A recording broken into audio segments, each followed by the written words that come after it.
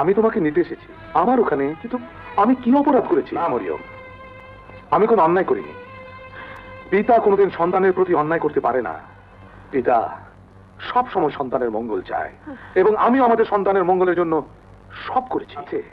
কিন্তু রাজু আমাদের সন্তান নয়। হ্যাঁ, আমি আমার সন্তানের মঙ্গলের জন্য তোমার কোল থেকে আমার মেয়েকে চুরি করে গোপনে লাট সাহেবের কোলে তুলে দিয়েছিলাম।